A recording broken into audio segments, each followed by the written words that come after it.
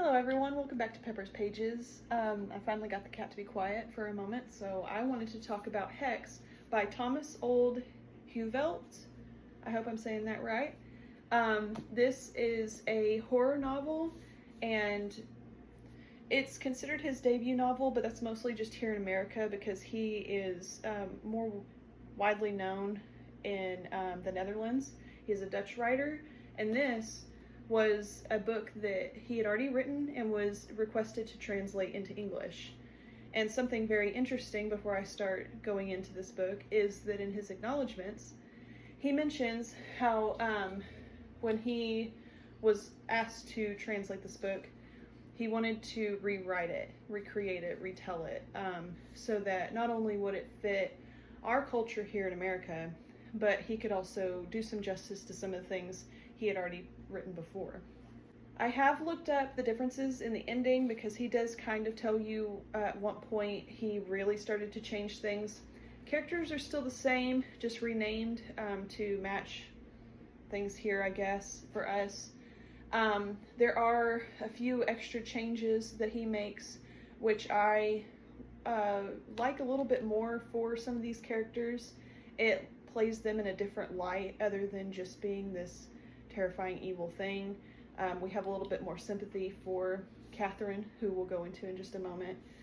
But I will say, even though this person translated it from Dutch into a summarized version of what happened in the original story, it didn't seem like anything too major like he makes out in the book. He even outright says, "I'm not going to tell you anything, don't ask." But it's really not that much of a difference. So we'll get into the story. Hex takes place in a New York town called Black Spring. It is surrounded by other cities. There's a college nearby. A lot of kids from Black Spring go to high school in other towns and things like that. But there's a very, very dark past to Black Spring, and that involves our witch, Catherine Van Wilder? I think I'm saying that right. Catherine is a ghost, I would say specter more, that has been terrorizing this town for about 350 years or so. If you know anything about the Salem witch trials, you kind of get a feeling of what happened to her. Just saying the word witch, you probably understand what happened. I'm not going to get into her past because it is very dark and very important to this story, and I don't want to spoil too much.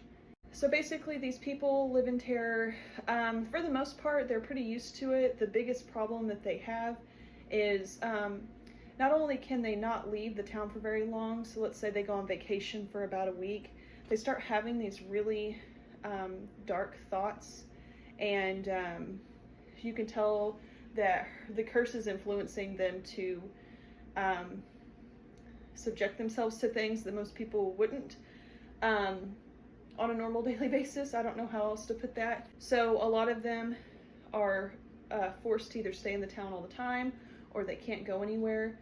If you make residence in Black Spring, you're never getting out. Like, the curse is already on you, and that's something that you find out in the very beginning of this book.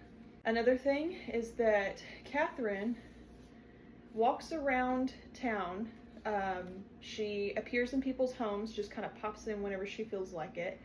And Hex is the name of the security company that this town has created to keep an eye on her and make sure nothing bad happens, that she isn't provoked to hurt anyone, because they have had instances in the past where things get a little hairy. Now, something I really want to point out about Catherine, as you can tell on the cover here, she's wrapped in chains. You do see her floating here, but I don't remember her really doing that in the book. But the biggest thing to point out is that at some point or another, I want to say probably not long after the initial trial that she was put to, they stitched her eyes and mouth shut. So if people hear her whispering from a part of her mouth that has been cut loose, she can convince them to potentially harm themselves. But that's only if you really focus on her. but nobody's seen her eyes. And they have a lot of rules in place, trying to keep people from setting her free, to keep her from exacting her revenge on them. And these people are absolutely petrified by this being. But there is more to Catherine than just being this evil, vengeful witch. I really enjoyed the storytelling of this a whole lot. As soon as you start this book, you're given a piece of information that you could kind of chew on for a minute, but you're confused. I guess it's okay to kind of give it away, but one of the main characters, Steve Grant, is running down the road. He's just out for a nice jog when he sees Catherine standing in the middle of the road, and a fellow townsmember releases a replica organ from its hitch, because it's like being taken to the museum or whatever, and it runs over her, but she's still fine. Like, it doesn't really affect her.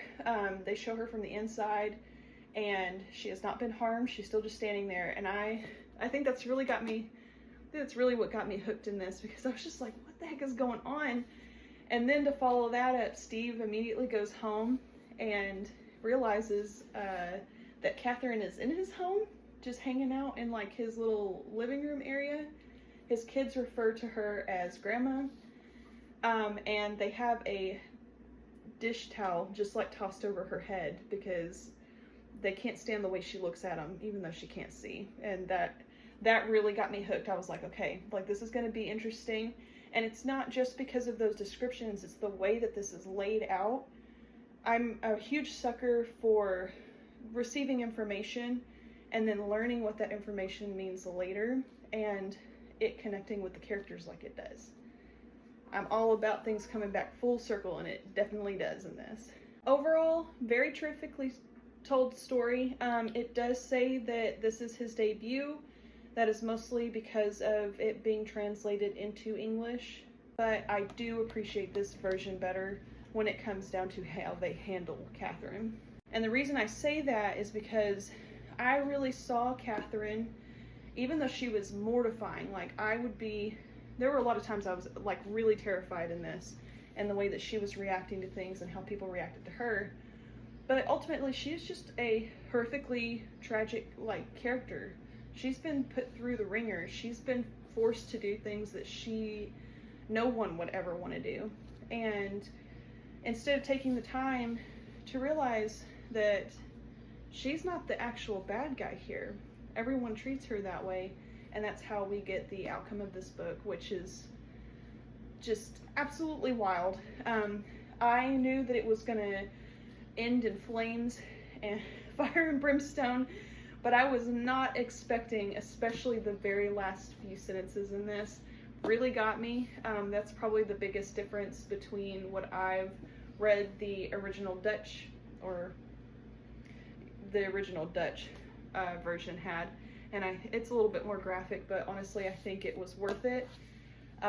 It kind of leaves you with this, like nothing good happens in the end. Nobody makes it out, and I will spoil that for you, but it's not too much of a spoiler.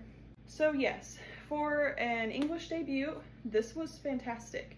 I'm very glad that I picked it up. I'm very glad that I found it.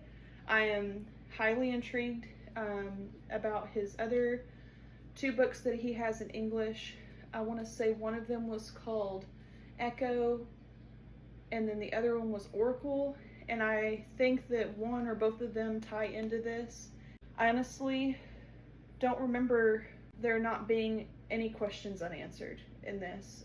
There may have been a few things that I was a little lost on, wondering why they did it a certain way, and I wish I could for the life of me remember at the moment what that was. But overall, very, very engaging story. It's terrifying, it's sad. You watch a family fall apart, you watch a town fall apart, and there's nothing anyone from the outside that can help. I mean, these people are essentially stuck there, especially after the main event kind of starts. All of the townsfolk who are not in town are driven to go back, if they can in time, and those who are outsiders inside of town at the moment that this happens all get this feeling of, we need to leave. I need to get out of here, I should be at home, I don't need to be near this place.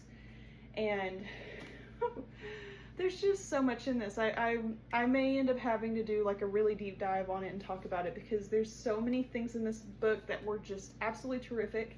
But yeah, overall wonderful story. I'm, again, so happy that I found this, because I was going through a really horrible slump this year, and this pulled me right out of it.